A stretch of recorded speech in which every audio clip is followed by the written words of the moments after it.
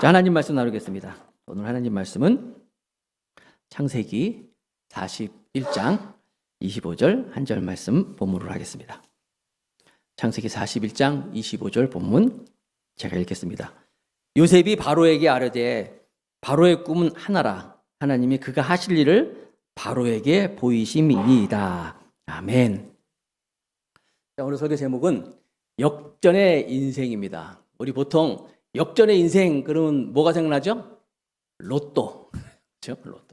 로또가 역전의 인생이 아니라 오늘 말씀을 통하여 역전의 인생을 누가 주시는지, 그리고 역전의 인생은 어떤 사람이 또 차지하는 것인가 말씀을 통하여서 함께 나누도록 하겠습니다. 지난주에 우리가 잘 아는 것처럼 바로 왕의 최측근이었던 술 맡은 관원장과 떡 맡은 관원장이 요셉과 같이 감옥에 있을 때 그들이 꿈을 꿔서 그 꿈을 요셉이 듣고 해석을 해줬어요. 그리고 그 해석대로 술 맡은 관원장은 처형을 당하고, 아니 반대로 얘기했네. 떡 맡은 관원장은 처형을 당하고 술 맡은 관원장은 이제 옛날 자리로 이제 복귀하는 그런 모습을 봤어요. 그때 술 맡은 관원장은 요셉이 약속했잖아요. 당신이 나가면 나를 꼭 기억해 주세요. 철석같이 약속했는데 나가고 나서 자기가 이제 옛날 자리로 복귀하고 나서는 요셉을 까맣게 잊어먹었어요. 이게 인생이에요, 여러분. 그렇죠? 오죽하면 사람들이 화장실 갈 때랑 나올 때 생각 다르다고. 사람들은 철석같이 내가 약속하고 하지만 잊어버리는 게 사람이에요. 그러나 괜찮아요. 우리 하나님은 절대로 안 잊어먹는다. 지난주에 말씀드린 것처럼 내 손바닥에 우리를 새겼다 그런 말씀하셨잖아요. 하나님 우리를 기억하시는 걸 믿으시기 바랍니다. 그때 말씀을 드렸지만 술 맡은 관원장이 나가서 요셉을 까마득하게 잊어먹었을 때 처음에는 좀 기억했겠죠. 아, 요셉을 내가 어떻게 해줘야지 했는데 실상 그의 형편도 어때요? 감옥에서 나온 지 얼마 안 됐기 때문에 자기도 지금 자기 코가 석자란 말이에요. 같이 감옥에 갇혔던 떡 맡은 관원자가 죽는 것도 봤기 때문에 당분간 내가 몸을 좀 사리고 있자라고 했는데 그렇게 하다 보니까 시간이 점점 간 거예요. 그리고 설령 술 맡은 관원장이 정말 약속을 지켰어요. 약속을 지켜가지고 바로 왕에게 지금 감옥에 있는 요셉 부당합니다. 이거 요즘 유행하는 말로 재수사해야 됩니다. 한다면은 그렇게 재수사가 들어간다고 했다고 칩시다. 그럼 누가 소환돼요?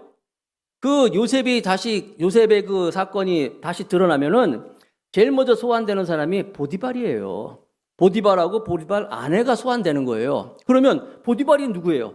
지금 왕의 최측근인데, 친위 대장인데, 그러면 이 술 맡은 관원장이 그걸 얘기해가지고 보디발하고 지금 대척점이 있는 거예요. 누가 감히 그 노예, 히브리 노예 한 명 때문에 자기가 이렇게 정치 생명을 가지고 그걸 얘기하겠습니까? 그러니까 쉽지 않은 일이었어요. 그리고 설령 일이 잘 돼가지고 요셉이 감옥에서 나온다고 한들 그가 그 노예의 신분에서 해방된 건 아니에요. 그냥 감옥에서만 나온 거예요. 감옥에서 나온 정도고 또 뭐 더 잘 돼가지고 요셉이 감옥에서 나오고 노예의 그 신분에서도 해방됐다고 친다면 여러분 같으면 이제 내가 감옥에서 나오고 노예의 신분도 해방됐다 그러면 어떡하겠어요? 집으로 갈 거 아니에요. 집으로 가야 되잖아요. 집에 가면 물론 아버지 야곱은 좋아하겠죠. 죽었던 아들이 살아왔으니까. 엄마는 라헬은 이미 죽었고 아버지는 좋아하겠죠. 근데 형들은 어떻겠어요? 형들은 어떻게 아버지하고 형들하고 원수가 되는 거야. 이거 어떻게 된 거냐? 너희들이 죽었다 하지 않았냐? 요셉이 가만히 있겠어요? 얘기할 거 아니에요. 그러면 아버지하고 형제들 원수 되는 것이고 자기하고 또 형들하고 또 관계가 얼마나 안 좋아요. 지금 요셉이 감옥에서 나오는 문제가 아니에요. 오늘 살펴보겠지만 하나님은 요셉에게 엄청난 계획을 갖고 있었어요. 잠시 후에 이제 알겠지만 7년이라는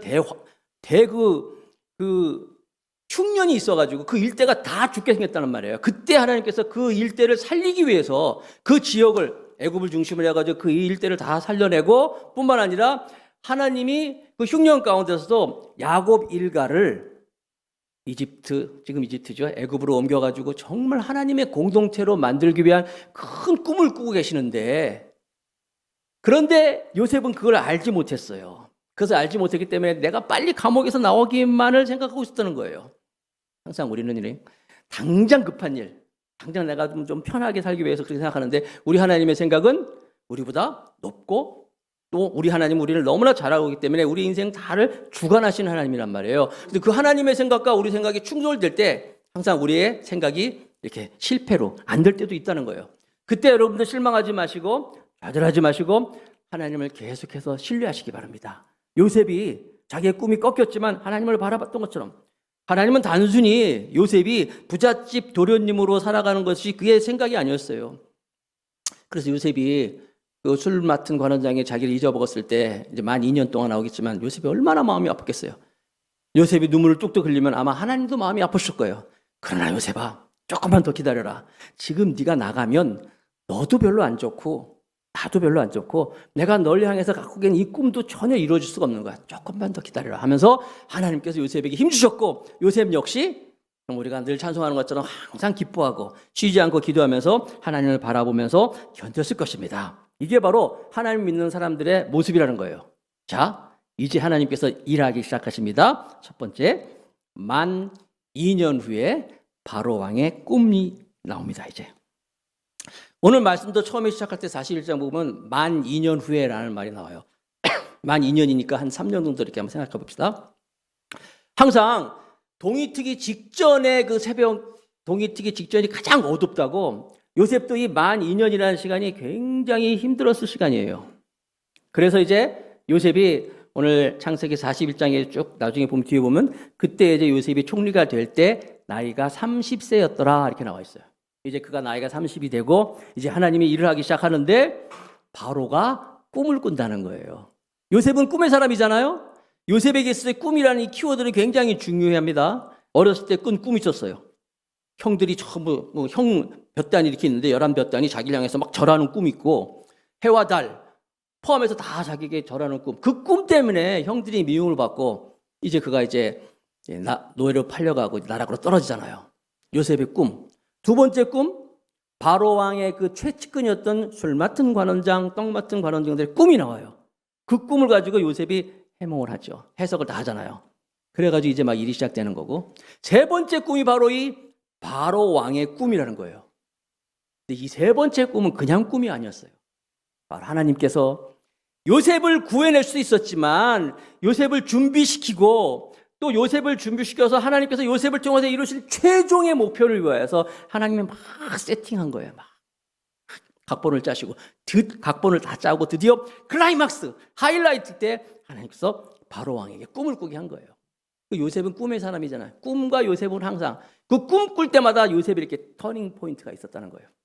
자, 꿈의 내용은 여러분 잘 아는 것처럼 나일강이 쫙 있는데 나일강은 이 애굽 이집트의 젖줄입니다. 굉장히 중요한 강이에요. 그 나일강을 통해서 온 이집트가 살아나고 있는데 그 나일강가에서 7마리의 아주 살찐 암소가 이렇게 있었어요. 풀을 막 뜯어먹고 있는 꿈을 꾸는 거예요. 바로 왕이. 자, 나일강 그 애굽의 젖줄 그 아름다운 곳에 7마리의 암소. 소라는 것은요 또 이집트에서 굉장히 신성시하는 짐승이에요. 나중에 이스라엘 백성이 출애굽을 하고 나서 모세가 시내산에서 이제 하나님의 법궤를 받을 때, 십계명을 받을 때 이스라엘 백성들이 소 우상, 그렇죠? 소 우상을 세워가지고 막 그게 하나님이라고 절하잖아요. 그러니까 그 사람들이 출애굽을 했지만 그때가 만 2년쯤 되었을 텐데 역시 아직도 이 사람들이 이집트 사람이야. 아직도 애굽 사람들의 마음에 물론 400년 동안 있었으니까 그랬겠죠. 머릿속에 아직도 이집트에 그 남아있는데 그게 뭐예요? 이 소를 우상시하는 그런 마음을 가진 거예요. 그러니까 이 암소 7마리 하는 것은 애굽 사람들에게서 굉장히 중요한 건데 조금 있다가 파리하고 그러니까 막 흉하고 마른 그런 소 한 마리, 소 7마리가 또 나타나더니만 그 소 7마리가 그 살찐 7마리를 잡아먹는 꿈을 꾸는 거예요. 소는 초식 동물이에요.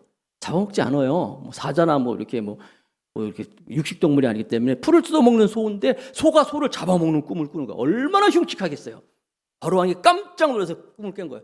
이야, 참 꿈아 뭔 흉하다. 라고 하면서 가슴을 쓰라리면서 또 잤어요. 두 번째 또 꿈을 꾸는 거예요.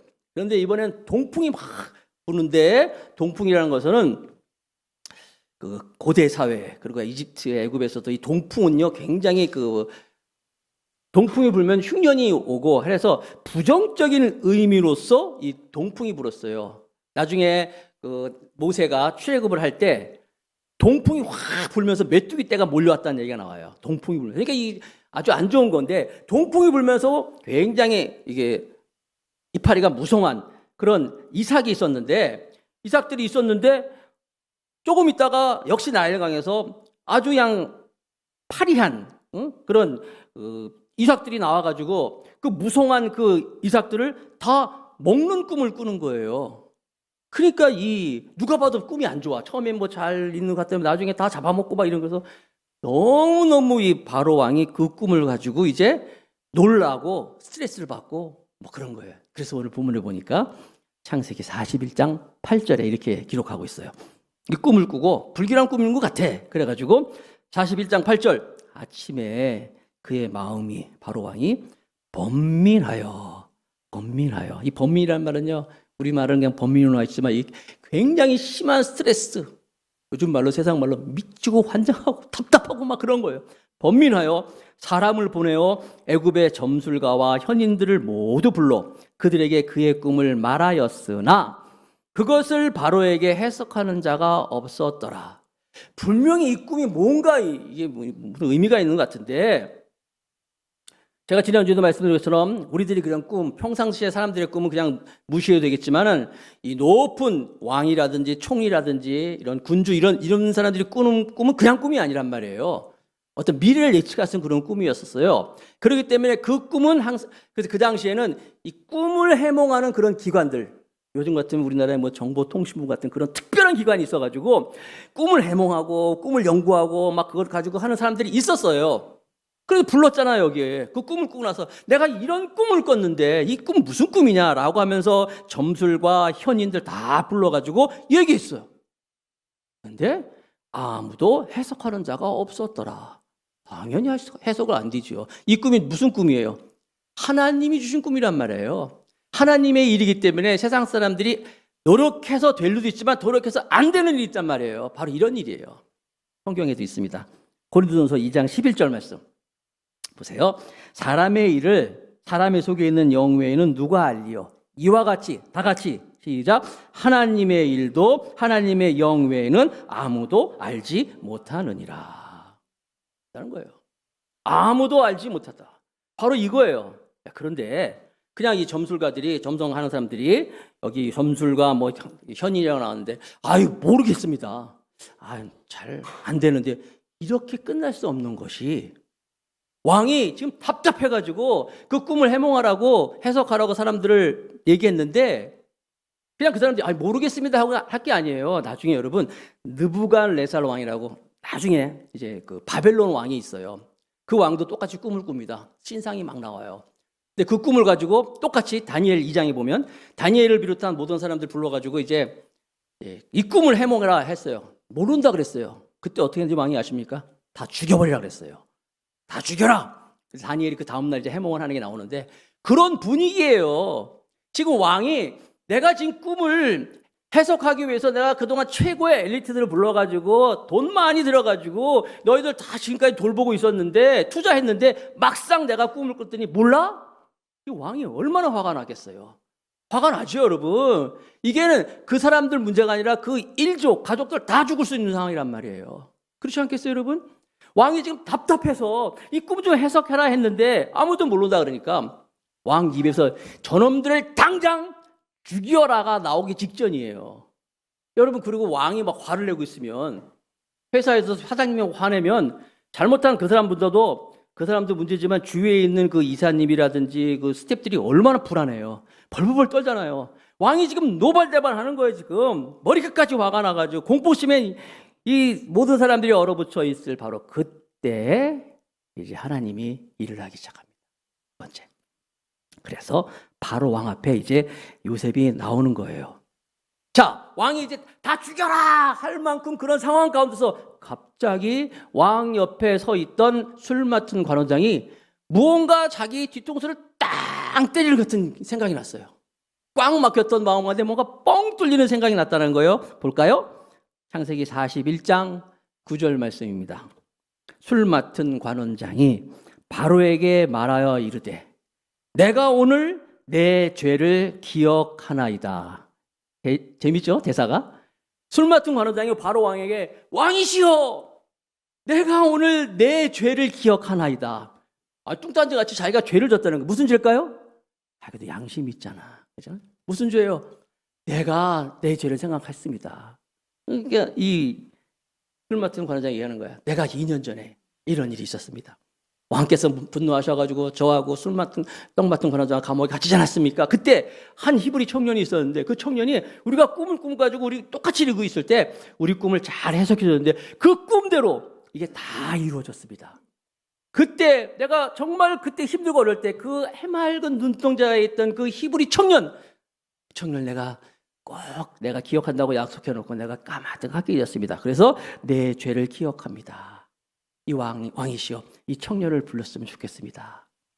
라고 해서 이제 그 요셉의 그 서류가 저 밑에 처박혀 있었는데 그것이 이제 다시 수면 위로 올라오는 거예요.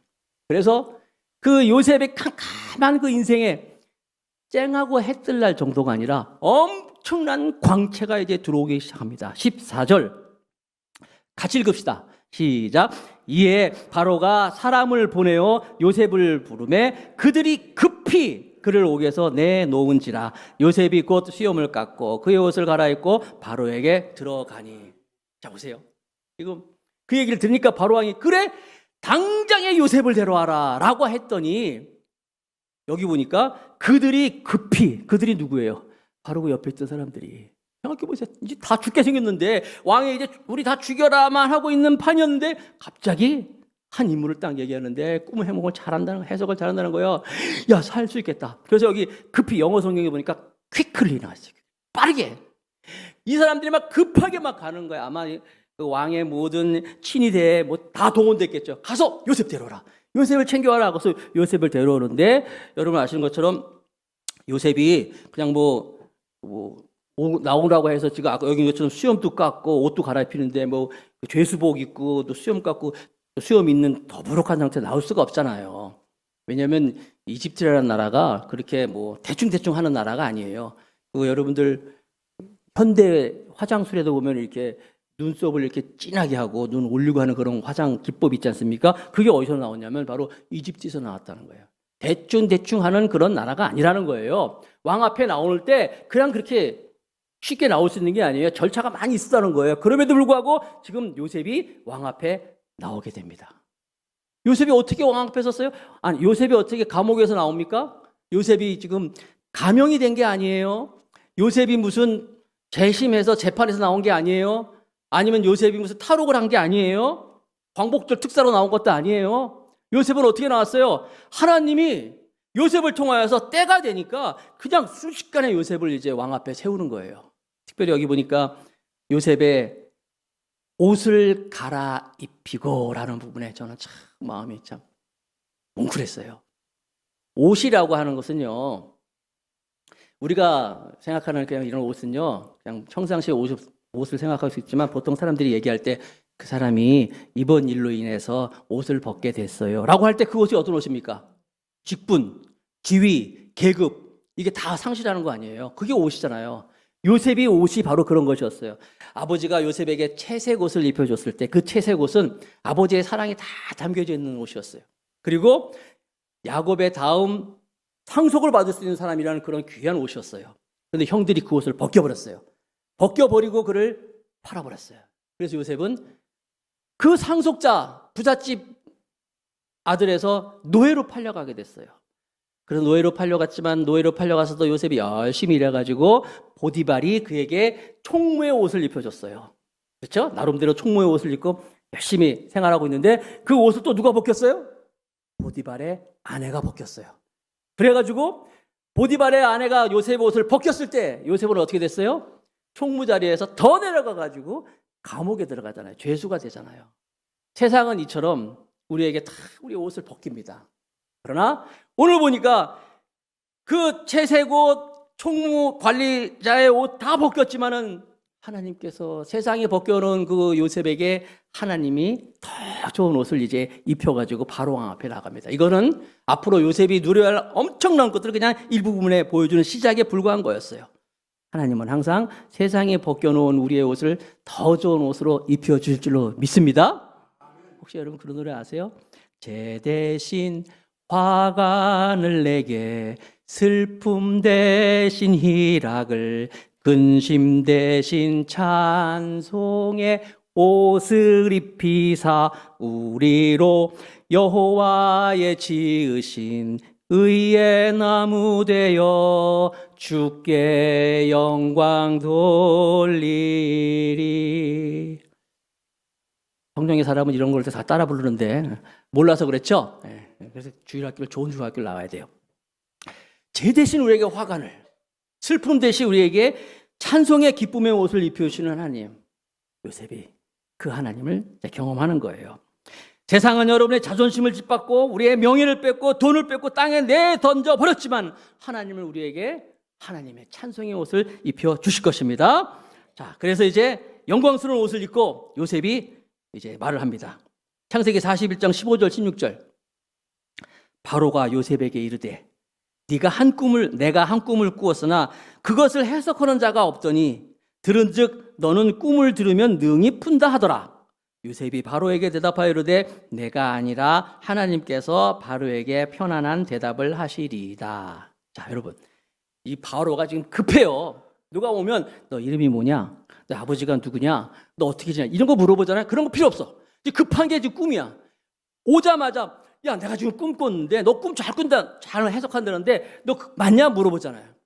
보통 또 여러분 누가 당신 이거 잘한다는데 꿈 물어보면 이렇게 어떠냐고 물어보면 여러분 어떻게 하겠어요?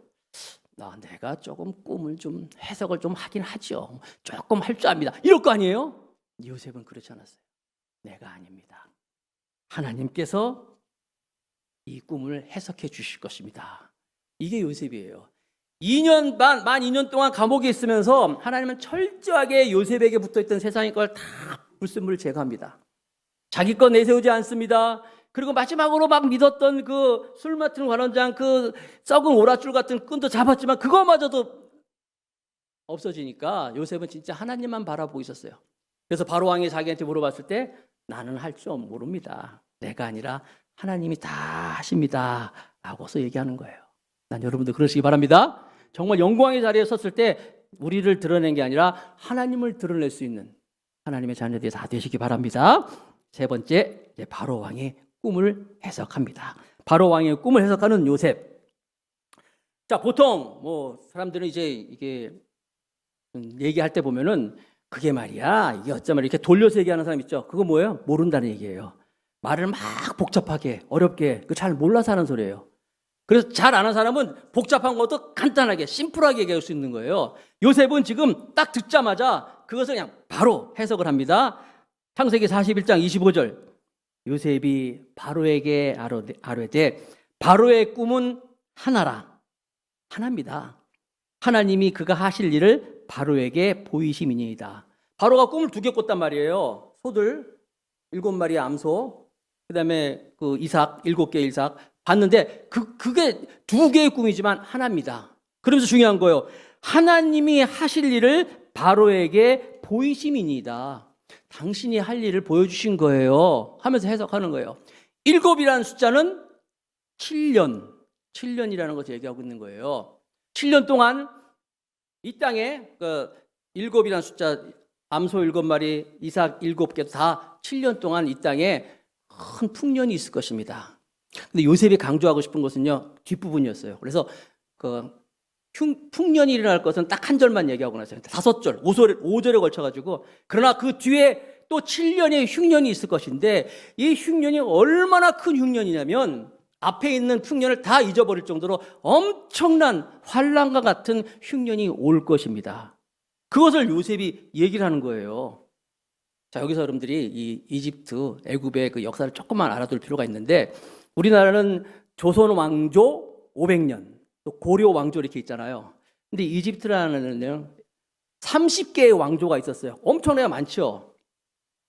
그래가지고 수천 년에 걸쳐가지고 이집트에는 왕조가 막 있었는데, 요셉 당시에 그때 이집트를 애굽을 다스렸던 왕조는요, 힉소스라는 왕조예요. 한번 따라합시다. 힉소스. 네, 힉소스 왕조가 그 당시 이집트의 왕조였는데, 힉소스 왕조는 한 100년 정도 이제 그 당시를 다스렸다고 합니다. 근데 이 힉소스 왕조는요, 특징이 뭐냐면 정통 이집트 혈통이 아니야. 우리가 창세기 쭉 공부했잖아요. 원래 이 이집트를 포함한 이 아프리카 이 계통은요, 함의 계통입니다. 함. 그런데 힉소스는요, 셈 계통이에요. 아시아 쪽이란 말이에요. 그래서 이집트 왕조가 약간 흔들릴 때 이 힉소스 왕조가 들어와가지고 점령해가지고 차지하고 있던 왕조라는 말이에요. 그런데 이 힉소스 왕조의 특징이 뭐냐면, 그렇기 때문에 자기들이 이방 족속으로서 이집트를 점령하고 왕조를 이뤘기 때문에 다른 민족들에 대해서 굉장히 개방적이에요. 그래서 똑똑하면 훌륭한 사람은 누구든지 등용할 수 있는 거예요. 그러니까 요셉이 총리가 될 수 있는 것은 그런 배경도 있었어요. 그리고 여러분, 이 당시가 힉소스 왕조가 약 30년 정도, 110년 정도 다스렸는데 30년 정도 있을 때라고 합니다. 아직 힉소스 왕조가 자리를 못 잡히고 있는데, 항상 여러분, 이 나라 임금들은요, 먹고 사는 게 굉장히 중요해요. 아무리 정치를 잘해도 먹고 사는 문제가 해결이 안 되면 그 왕조는 불안하단 말이에요. 그런데 지금 요셉이 무슨 얘기를 했어요? 뒤에 흉년이 있을 것이다. 7년 동안 큰 흉년이 있을 것인데, 이 흉년이 앞에 있는 풍년을 다 잊어먹을 정도로 엄청난 흉년이다. 당신은 그 일을 지켜야 돼요. 라고 말하고 있기 때문에, 이 왕 입장에서는요, 끔찍한 얘기를 들었기 때문에, 이걸 누군가가 해줘야 되는 거예요. 중요한 것을 자기가 하지 않으면 안 되는 그런 위치에 있다는 거예요. 그래서 이 힉소스 왕조가 여러분, 굉장히 불안했어요. 그래서 나중에 이 110년 정도 다스렸는데, 나중에 왕조가 이집트 전체의 역사로 볼 때는요, 이집트 전체 역사에서 힉소스 왕조는 좀 자존심 상하는 왕조였기 때문에 이 다음 왕조서부터 점점점 힉소스 왕조의 이 흔적을 다 지웁니다. 그래서 기록도 많이 없어지고 하는데, 나중에 모세가 이제 그 출애굽할 당시에 바로 왕, 그 시대 사람들이 요셉을 기억하지 못하였더라, 그런 역사가 나오잖아요. 요셉을 기억하지 못해. 그게 바로 그런 배경이에요. 힉소스 왕조를 막 다 지었을 때예요. 지우고 나서 400년 후니까. 아무튼 그때는 지금 자기들이 이방 족속으로 와가지고 지금 왕조를 이루고 있지만, 누군가가 이 엄청난 일을 해준다면은 굉장히 중요한 거죠. 그래서 이 일을 해결할 수 있다면은 왕 입장에서는 뭘 줘도 아깝지 않은 그런 상황이었다는 거예요. 그리고 여러분 아시는 것처럼, 이 나중에 야곱의 그 일가 70명의 일가가 애굽으로 내려올 때, 이 왕은 굉장히 선대를 해요. 가족들을 다 선대하고, 그 이집트 땅에서 제일 비옥한 고센이라는 지역에다가 그들을 막 거주하게 합니다. 그렇죠. 그래서 거기서 70명이 내려왔지만, 나중에 어떻게? 장정만 60만이니까 노인들, 여자들 다 합치면 한 200~300만 명의 이집트 안에서 고센 땅에서 누가? 이스라엘 공동체가 만들어지는 거예요. 자, 하나님은 바로 이 요셉을 통하여서 그 이스라엘이라는 공동체를 다 준비하기 위해서 지금 다 하는 것이 빵 터지는 게 바로 지금 오늘 사건이 터지는 거예요. 뿐만 아니라 요셉이 꿈 해석만 하는 게 아니라 그걸 준비하기 위해서 일들을 또 준비합니다. 32절 볼까요? 창세기 41장 32절 따라옵니다. 바로께서 꿈을 2번 꾸신 것은 하나님이 이 일을 정하셨습니다. 하나님이 속히 행하시리니 당신은 꼭 이걸 해야 된다. 속히 일을 하십시오 하면서 33절부터 36절까지 말씀을 보십시오. 제가 읽을게요. 창세기 41장 33절부터 36절. 이제 바로께서는 명철하고 지혜 있는 사람을 택하여 애굽 땅을 다스리게 하시며, 바로께서는 또 이같이 행하사 나라 안에 감독관들을 두어 그 7해 풍년에 애굽 땅의 5분의 1을 거두되 그들로 장차 올 풍년의 모든 곡식을 거두고 그 곡식을 바로의 손에 돌려 양식을 위하여 각 성읍에 쌓아두게 하소서. 이와 같이 그 곡물을 이 땅에 저장하여 애굽 땅에 임할 7해의 흉년에 대비하시면 땅이 이 흉년으로 말미암아 망하지 아니하리이다. 그러니까 여러분, 꿈 해석만 한 게 아니라 묻지도 않았는데 요셉이 그 꿈을 해석을 하고 이렇게 하셔야 됩니다 하면서 쫙 얘기를 하는 거예요. 이거 얘기가 또 엄청나잖아요. 그 당시 고대 사회에서는요, 아시는 것처럼 나라도 정치도 그냥 그날 먹고 그날 사는 이런 것밖에 모르는 시대였는데, 요셉이 엄청난 꿈 해석을 하면서 7년 동안 아무리 흉년이 있어도 뒤에 올 흉년이 얼마나 흉한 환란 같은 흉년이냐면, 이거는 앞에 걸 다 잊은다 그랬잖아요. 그렇기 때문에 왕이시여, 1년에 꼭 20%씩 딱 비축을 해가지고 나라들마다 다 쌓아놨다가, 그렇게 7년 동안 다 쌓아놨다가 흉년이었을 때 나중에 흉년이 올 때 꼭 대비하셔야 됩니다. 그러니까 여러분 엄청난 나중에 세대에서 알 수 있는 그런 경제적인 어떤 해법까지도 다 얘기해 주는 거예요. 자, 말씀을 맺겠습니다. 요셉이 감옥에서 나오는 이 정도의 문제가 아니었어요. 하나님은 요셉이라는 한 사람을 통하여서 장차 다가올 그 일대의 환란을 구원해 줄 구원자 같은 사람으로 쓰시기 위한 거예요. 사람들이 흉년을 당해 다 죽게 생겼는데 이 한 사람으로 말미암아 이집트로 살리고 중근동이 살아나고 또 뿐만 아니라 이스라엘에 있는 하나님의 공동체 야곱 일가도 다 데려다가 하나님의 공동체를 만들기 위한 놀라운 계획이 바로 한 사람, 이 히브리 소년 요셉을 통하여서 시작된다는 거예요. 여러분, 이 놀라운 사건, 이게 바로 역전의 인생이라는 거예요. 요셉은 감옥에 나오는 정도가 아니라 그를 통하여서 하나님의 꿈을 이루고 하나님의 역사를 이루는 그 지혜와 그 영성의 모든 것이 폭발하는 것이 바로 오늘 본문의 장면이라는 거예요. 그렇다면 오늘날 이 시대에 우리가 바라봐야 할 우리의 포커스는 뭘까요? 요셉처럼 우리도 뭐 꿈 해먹고 그런 겁니까? 아니에요. 십자가예요. 예수 그리스도예요. 예수님을 바라볼 때 우리 주변에 정말 굉장히 지금 복잡하고 슬프고 어렵고 괴로움도 많이 있겠지만 우리가 바라볼 분은 바로 예수 그리스도십니다. 예수님을 바라보면 하나님이 분명히 이 시대에 우리를 역사를 주관하고 하나님의 꿈을 이루실 하나님의 사람으로 세워주실 거예요. 하나님의 때에 하나님의 방법으로 그렇게 우리를 요셉을 감옥에서 건져내신 것처럼 우리를 살려주실 것이고 우리를 반드시 인도해 주실 것입니다. 그 하나님께 우리 시선을 두고 살아갈 수 있는 우리 모두가 다 될 수 있기를 주님의 이름으로 축복합니다.